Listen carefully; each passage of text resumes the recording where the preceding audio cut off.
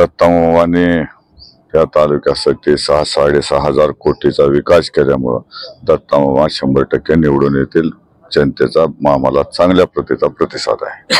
माझा विकासापुढे कोण जरी किती जरी मुक्काम टाकलं, किती जरी सभा, यांनी 2-4 खासदार 4-5 खासदार या तालुक्यात हर्षवर्धन पाटलांनी फिरवलं. मामाना आम्ही सभा घेत होतो. अजितदादांनी पहिली सभा दिली आणि आपल्याला शेवटची सभा दिली. हे सगळ्याला भारी अजितदादा मामा पडणार आहेत हे सगळ्या जनतेला माहित आहे. कोणी किती इथे येऊन जर मुक्काम करून तळ ठोकून जर बसलं तर मामाच्या दादाच्या झंझावर पुढे कोणाला टिकावं लागणार नाही. प्रवीण भैया मानेचे काय पदाधिकारी असते, सगळ्यांनी तुझा टँकर लावतो, तुझं पोर कामाला लावतो, सगळ्यांनी खोटी आश्वासन दिले. 20 तारखेनंतर उद्याचे 20 तारखेला 6 वाजता मतदान संपल्यानंतर हे बहादरांनी कोणाच सुद्धा फोन सुद्धा साधा उचलणार नाहीत ही सगळ्या जनतेला माहित आहे. माझ्या परिवाराला हनुमंत कोकाटेपासून धोका यांनी पत्रकार परिषदेत सांगितलं. अहो पण ती पत्रकार परिषद घेतल्यानंतर त्यांची बायको माझ्या घरनं चहा पिऊन गेली. प्रवीण भैया स्वतः आले, माझ्या पाया पडले, मी दूध पाजून त्यांचा सत्कार करून त्यांना शुभेच्छा दिल्या. नमस्कार, महा 24 तास मराठी न्यूज चॅनल मध्ये मी अक्षय यादव आपल्या सर्वांचं सहर्ष स्वागत करतो. मित्रांनो, विधानसभेच्या निवडणुकीचा प्रचार आज शमणार आहे. प्रचाराच्या तोफा आज थंडावणार आहेत. आज इंदापूरच्या राजकीय दृष्टिकोनातून आजचा दिवस हा अतिशय महत्वपूर्ण असणार आहे. मित्रांनो, आपल्या सर्वांना माहिती आहे इंदापूरची लढत ही तिरंगी होत आहे आणि या तिरंगी लढतीकडे संपूर्ण महाराष्ट्राचं लक्ष लागून राहिलेलं आहे. एका बाजूला महाविकास आघाडीचे हर्षवर्धन पाटील आहेत, महायुतीचे दत्तात्रय भरणे आहेत जे विद्यमान आमदार आहेत, आणि अपक्ष उमेदवार परिवर्तन विकास आघाडीचे प्रवीण माने हे देखील मैदानात आहेत. आणि या तिघांच्यासाठी आज सांगता सभा होणार आहेत. मित्रांनो, आज इंदापूरच्या इतिहासामध्ये पहिल्यांदाच अजित पवार आणि शरद पवार यांची स्वतंत्रपणे सांगता सभा होणार आहे. दत्तात्रय भरणे यांच्यासाठी अजित पवारांची सांगता सभा होणार आहे.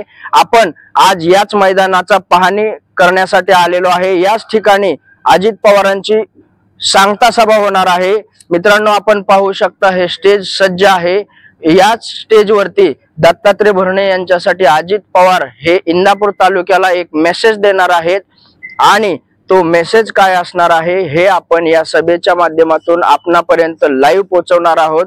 मित्रांनो, सुसज्ज असं आपण मैदान पाहताय. आज या ठिकाणी अजितदादा पवार साहेब यांची सांगता सभा होणार आहे आणि या सभेचा आढावा घेण्यासाठी इंदापूर तालुका राष्ट्रवादी काँग्रेसचे अध्यक्ष हनुमंतआबा कोकाटे या ठिकाणी आलेले आहेत. आपण त्यांच्यासोबत बातचीत करणार आहोत आणि जाणून घेणार आहोत की कशा पद्धतीने तयारी झालेली आहे आणि कशा प्रकारे लोक वगैरे किती येणार आहेत, कसं आयोजन असणार आहे, हेच आपण त्यांच्यासोबत बोलणार आहोत.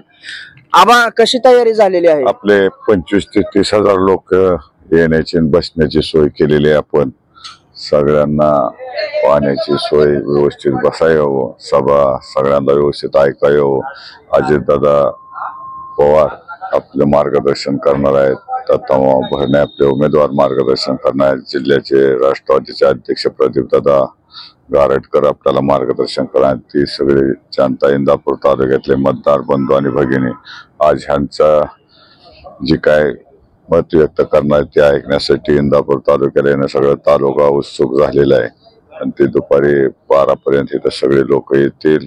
अजितदादा 1 वाजता स्टेजवरून भाषण करून त्यांना इथून जाऊन पुन्हा शेवटची सभा बारामतीला करायची असल्यामुळं दादा टायमिंग लिहून दादाचं भाषण ओळखून दादा जातील. कशा पद्धतीने आता मागच्या गेल्या काही दिवसापासून प्रचार चालू आहे इंदापूरमध्ये? आपण प्रत्येक गावोगावी वाडा वस्त्यावरती गेला, आपण तालुका अध्यक्ष आहे.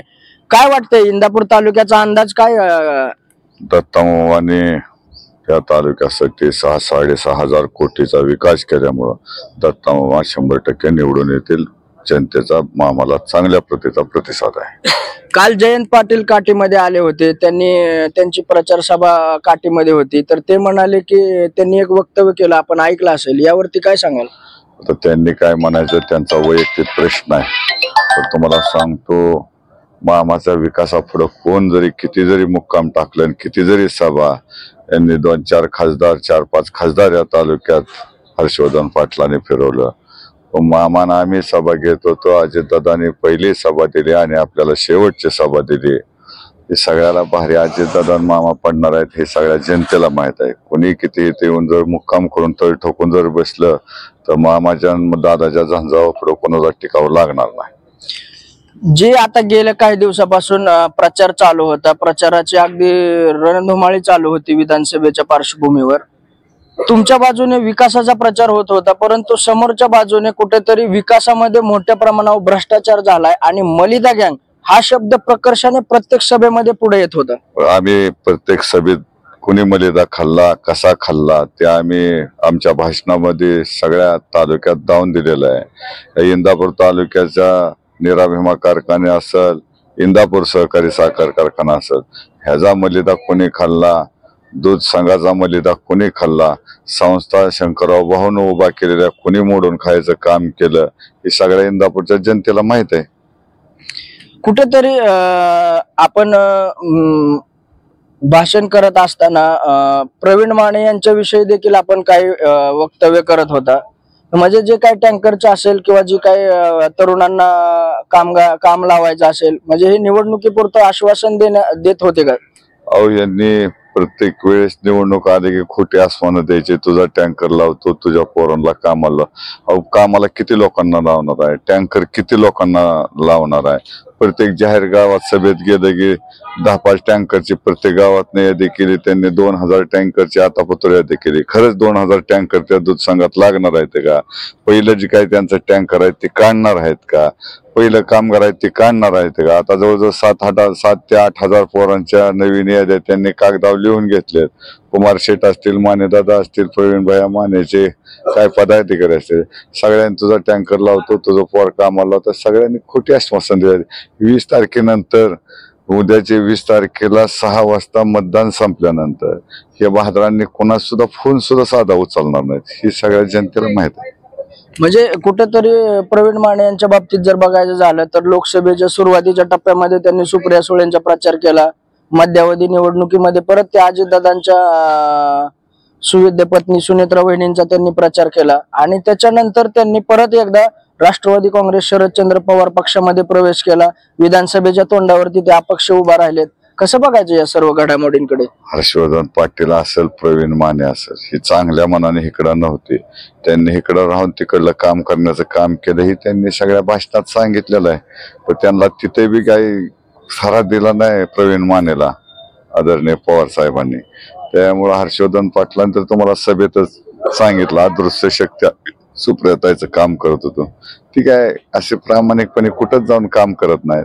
आज तुम्ही तालुक्यात जर बघितलं तर मी काठी गावात सुद्धा काल त्या बॅनर बद्दल त्यांचा तुम्ही बॅनर 2 प्रकारचे बघितले. एका बॅनरवर साहेबाच्या पक्षाच्या ते तिकिटा उभा राहायचं तुतारीवर, साहेबापेक्षा स्वतःचा फोटो साहेब बारीकन त्यांचा मोठा फोटो लावायचा. मग तिथले तुतारीचे कार्यकर्ते चिडून त्यांचा फोटोच त्यांच्या बॅनरवर, निम्या बॅनरवर उमेदवारात सुद्धा फोटो नाही. अशी त्यांची परिस्थिती आहे त्या पक्षाची, दुफळे आहे त्या. आज अजितदादा इंदापूरमध्ये येणार आहेत. खऱ्या अर्थाने सांगता सभेला इंदापूरच्या तालुक्याच्या राजकारणात मोठं महत्व प्राप्त झालेलं आहे.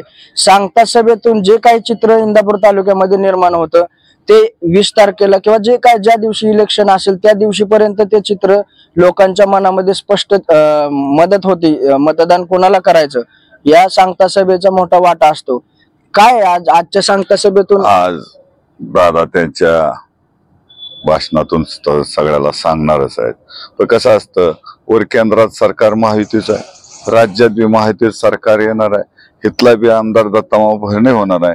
त्यामुळे लोकांचा ह्यांच्यावर विश्वास आहे. त्या बाजूने लोक मतदान करतील 20 तारखेला आणि 23 तारखेला ही तुम्हाला निकाल सगळ्यांना कळेल. तालुका अध्यक्ष म्हणून आपण दत्तात्रय भरणे यांच्या प्रचारामध्ये अगदी म्हणजे निखारीची झुंज म्हणजे देताना आम्हाला पाहायला मिळाला.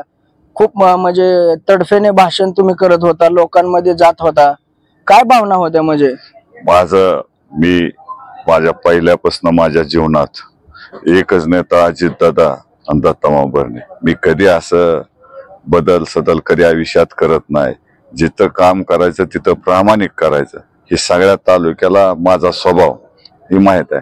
यांनी काय केलं, मागच्या 4 महिन्यापूर्वी हर्षवर्धन पाटलांनी माझे गृहमंत्री आणि मुख्यमंत्र्याकडे तीच तक्रार केली.